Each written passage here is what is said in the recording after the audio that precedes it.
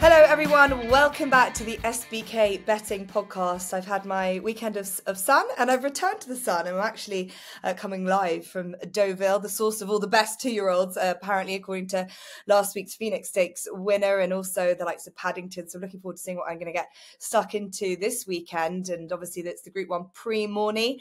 But Ross, TC and I are going to be getting stuck into more group action, but in England, and that's the Hungerford Stakes at Newbury, for the sort of slightly elder generation of horses, 3-year-olds and olders who like to tackle that 7 furlong trip. And well, it's always a bit of a muchness, this group. I think Sacred has shown that she's the one that can really throw it up against the opposite sex, but she's not in this field. It's a bit of a disappointment. But Ross, I'll come to you first.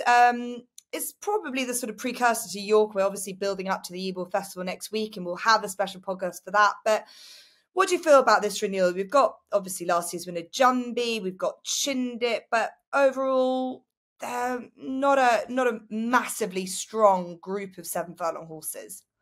I was disappointed to see Sacred not make this. I mean, not in the least that she is a 7 furlong specialist and chances for her are few and far between over this trip, but she's not here and that is what it is.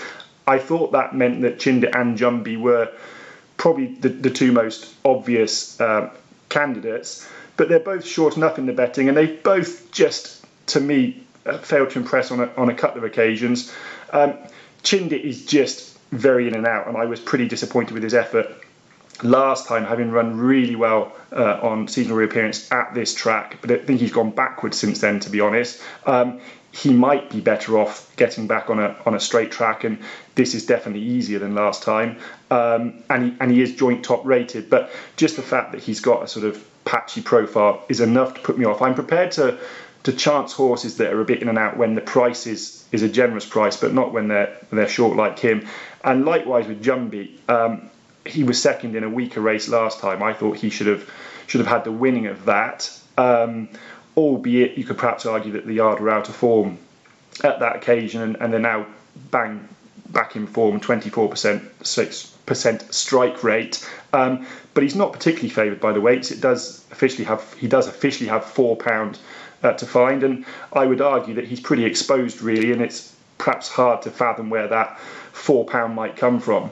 So as a result, I'm prepared to take a bit of a chance on one, but at a bigger price, and that's the Charlie Fellows trained Marban, who was really impressive at Goodwood as a 2-year-old last year, winning the Vintage Stakes, given a typical patient Jamie Spencer ride, and finished with really good effect there to win a decent contest. Was then quite highly tried in the Vincent O'Brien Goff Stakes, and that was just a bit beyond him really, and it was on soft ground, which I don't think suited him. And he then went to the Dewhurst and didn't really impress there, but he was positioned fairly far back. And that was a race, if you remember, where Charles and the like were positioned fairly prominently, and that's where it paid to be. So I think you can give him an excuse there, albeit he's probably not quite that good. But this is only a Group 3. And I thought he took a step right back in the right direction last time at Goodwood, finishing third on soft ground, which I don't think suited him. But he finished powerfully and he raced much more sweetly. Was bang there.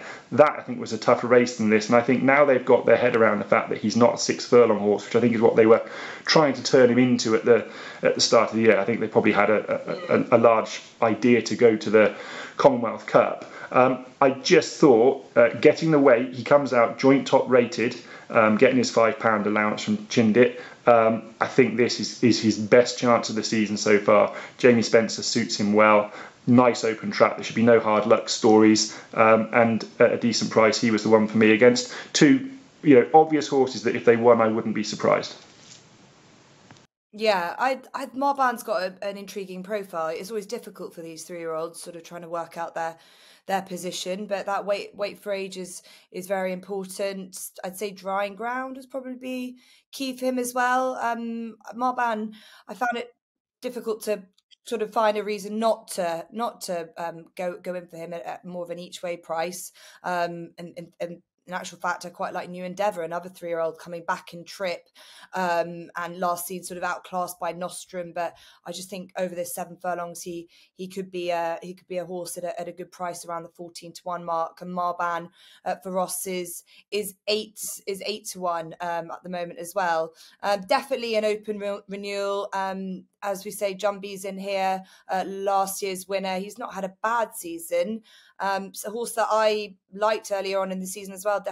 Tipped him, and I just don't know. I think he can throw in a spanner. He very slow away and was lucky that the race just sort of slowed down in front of him to be able to get back into it. Might not find it as easy this year. TC, how do you read the race? Yeah, it's a really interesting race. I'm gutted, though, that Sacred hasn't been declared. I fancied her to win this on the back of a fantastic performance at Royal Ascot in the Queen Elizabeth II Jubilee Stakes. She won this race 2 years ago, and she would have been the leading player as she was trying to regather her crown. But there's another horse in here trying to keep his crown, and that's Jumby, who won this race 12 months ago. Now, last time out at Newmarket, I thought he was on the wrong part of the track in the Criterion when he finished second behind a horse called Audience, trained by John and Thady Gosden. It was a good enough effort, and that was on the back of a previous victory. So Jumby's definitely coming back into form as well. He has a great record at this trip. I think Jumby's the horse to beat, and that sounds like I'm completely writing off Chindit. He's obviously rated 115. He's a very good horse in his own right. But I think Chindit's the type to catch right at the start of the season. He's got a phenomenal record fresh. That doesn't mean he often deteriorates throughout the year. His RPRs generally stay the same, or he actually improves sometimes. But Chindit only seems to win first time up, and he's not first time up in here. So I'll take Jumby.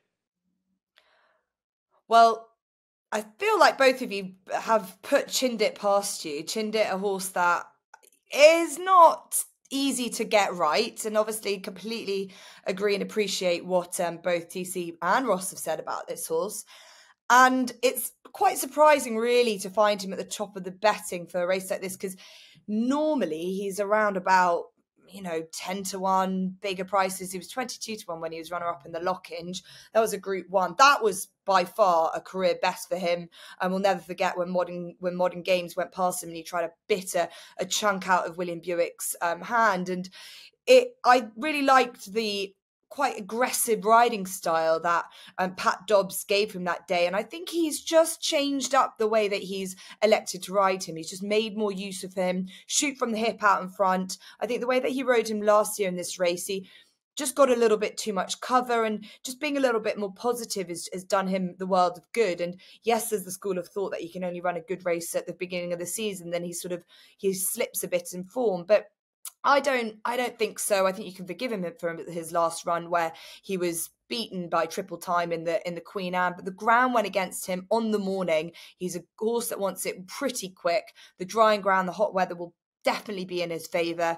And I think this horse, if he can return to the form that he showed when he was second in the Lockinge, he will take all the beating. So I'm very happy to stick with Chindit.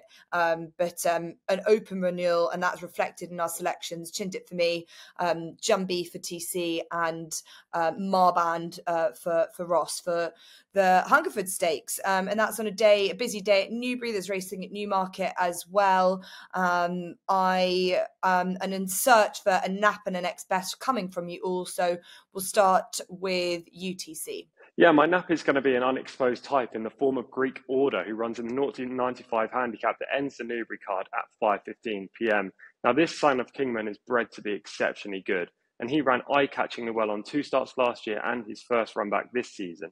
Now, on debut last year, he was sent off 6-4 favourite, which is unheard of from a horse from these connections. And he finished a very good third behind 2 horses who are now rated 95 and 93, an exceptional run in hindsight.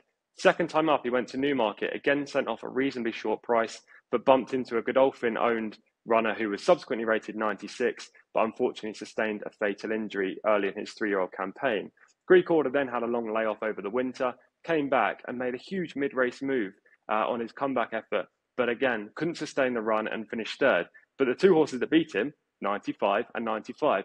Every evidence so far from those first 3 races suggests that Greek Order is a 90 rated performer. And despite the fact he actually won last time, when I was all over him at Sandown, the handicappers left him on a mark of 85. So I think he's got a fantastic chance of backing up and winning for the second time in the Newbury closing race at 5:15. And the next best is a horse called Classic, who's going to be a bit of a price, around 12 to 1 in fact. Now, this is a 7 furlong handicap, it's a 3 p.m, and that is everything that Classic wants. Newbury as well. We know Richard Hannon and Julie Wood's record at this venue. Now, this Dubarwi colt has always been held in the highest regard by trainer Richard Hannon. Second time up last year, he finished runner-up to a horse called the Foxes, who is now rated 113, and he was only beaten a neck on that occasion. Then Richard Hannon found an easier opportunity for Classic, and he duly got off the mark at the third time of asking, after which Hannon said, and I quote, "It wouldn't surprise me if we see him turn out at the top level." Now, unfortunately, his career hasn't panned out as connections would have hoped in the interim, but he took a big step back in the right direction last time at Sandown when he beat a horse called Novus, who has subsequently gone to Glorious Goodwood, ran twice in the space of a week, and actually won at the second time of asking off his unchanged mark of 86. Classic has only been raised £2 since that victory over Novus at Sandown, and I think he's well treated to back up in the 3 p.m. Good stuff, and I was surprised he got in there. Got a horse that Ross knows quite well, and Ross, I was interested to know whether you were quite interested in the reappearance of Classic. Is he included in your Napa Next Best?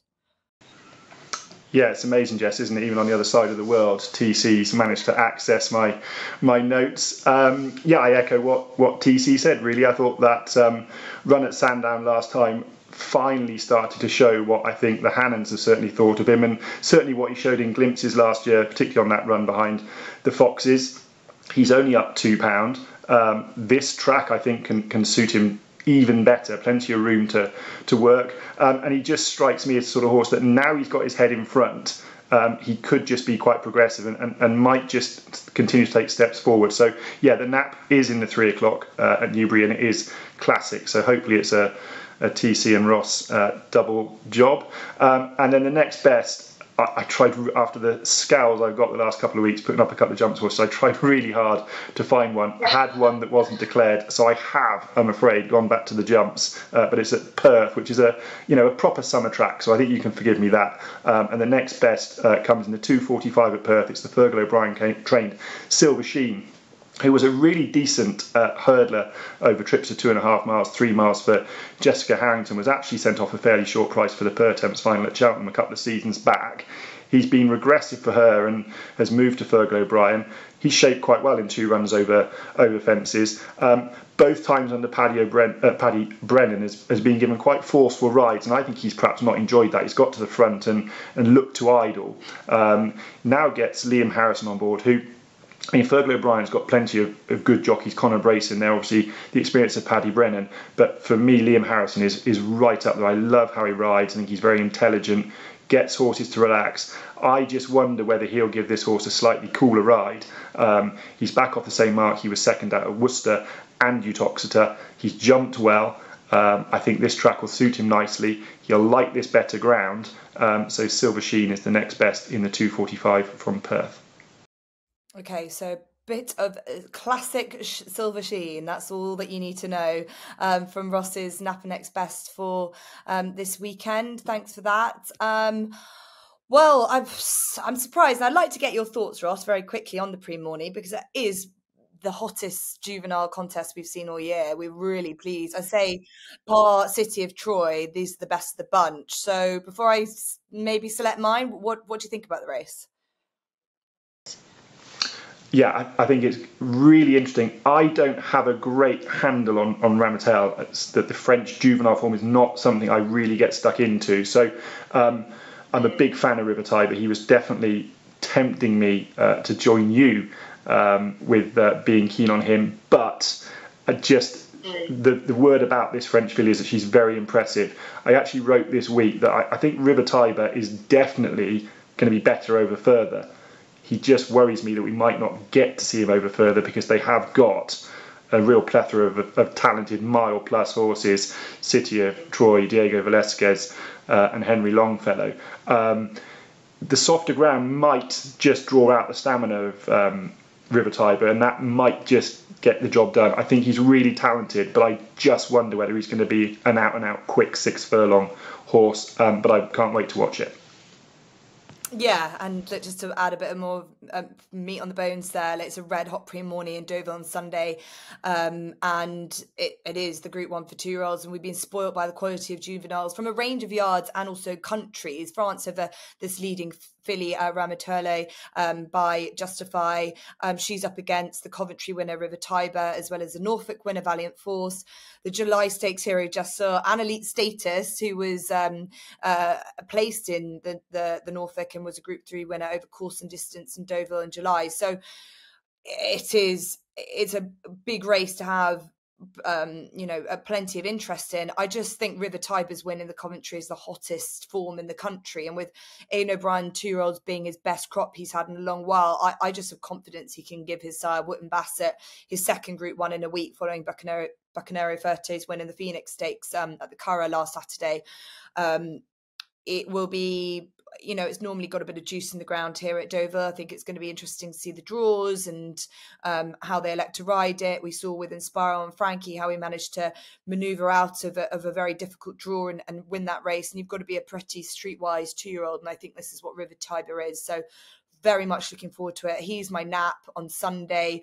And then I'm in agreement with TC with Greek Order, a horse that runs at Sandown in that final race, the 3-year only race. I'm not going to repeat what TC said, but look, he stepped up to 1 mile for the first time in handicap company at Sandown in May, broke his maiden tag. I thought he looked quite well handicapped in the process, but just reading between the lines and the horses he's got to go up against, he beat a good yardstick in the shape of Dancing in Paris, who was subsequently being placed in 2 very competitive handicaps, including at Glorious Goodwood and then also in a racing league race at Chepstow. But at Glorious Goodwood, he got the beating of Intricacy, who is in this field, Intricacy, at Newbury, but he has got £4 to give Greek Order. So really on a form line with Dancing in Paris, he's already got the beating of that horse. And although he's got the £5 rise, he's still pretty well handicapped, I think, off 85. They've given him a good break. I think Harry and Roger Charlton have been very careful about sort of getting their horse in the right races and not over racing them at all. He could be a horse for a further afield, not just this year. So I'm looking forward to seeing him.